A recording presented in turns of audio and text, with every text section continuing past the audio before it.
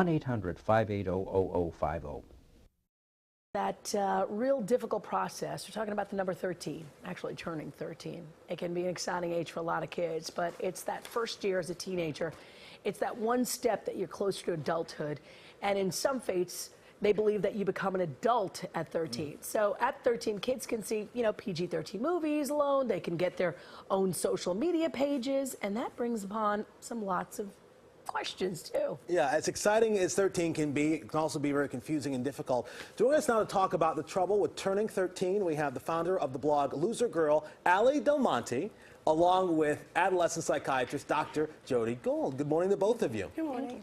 And Allie, I was on your blog earlier this morning, and it really is, I was saying earlier, it's very uplifting. You talk about your own personal stories. You're 16 years old now, but you've been blogging since you were 12, right? Yeah. One of the stories that struck me, it's right on the first page. It actually goes back to when you were 13 years old, and you're actually you're showing up like the cards. I think we have the video here. You're putting up cards. You had a moment at a school dance. What happened? And was 13 for you a turning point?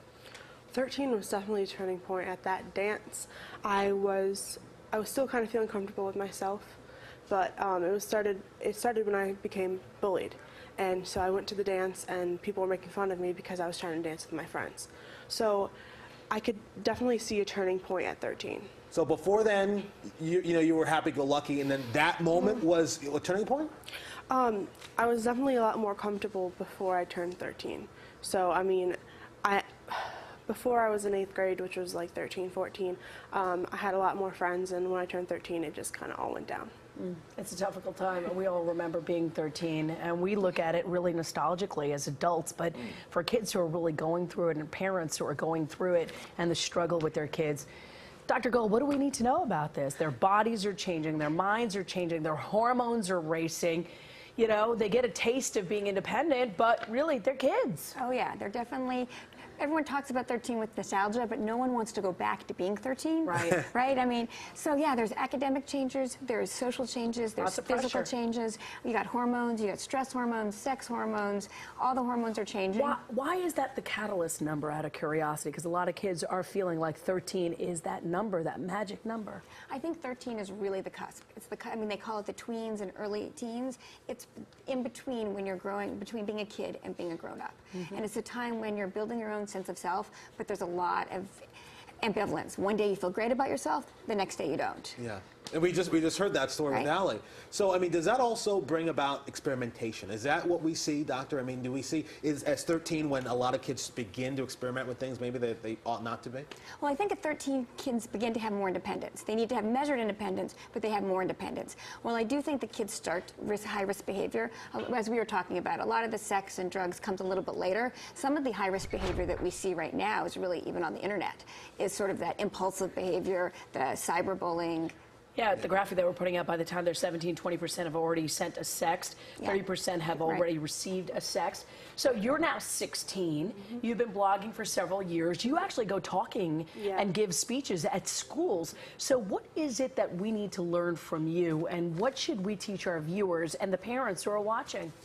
Well, for the parents, I think you should definitely be aware of what your child is doing. And while you should give them a little bit of freedom, you should always tell them that you're there for them, because we all act, when we turn 13, we kind of act like we don't need our parents, but we really do. Well, how about that? Like, because I do, I have kids. You say that you guys are not listening to us. You're like rolling your eyes, sucking your teeth, giving us attitude.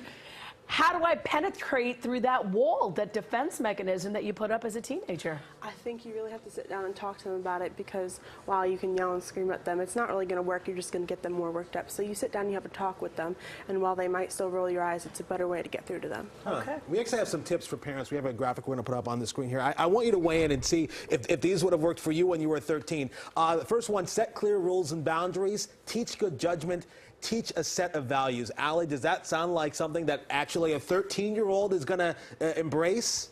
I think that they're definitely going to test the boundaries, but I think that's a really good set of rules for parents. Yeah, set values. I think values need to be set prior to them turning 13, because I think you need to distinguish what your family values are so they really know who they are before they turn 13. Dr. Gold? I really think it's important for your kids to know your values at this age about sex, friendship, and technology. Yep. And then you should work together with them. And they need limits. It's not the time to decrease the limits. It's a time to protect their sleep time, their study time, and to be there for them, and to be a role model. And be a role model. Remember, they watch us as much as we watch them, and so we need to be the leaders in the families and really do that. Thank you so much. Congratulations on all the good work that you're doing and being a voice for teenagers. Really great blog.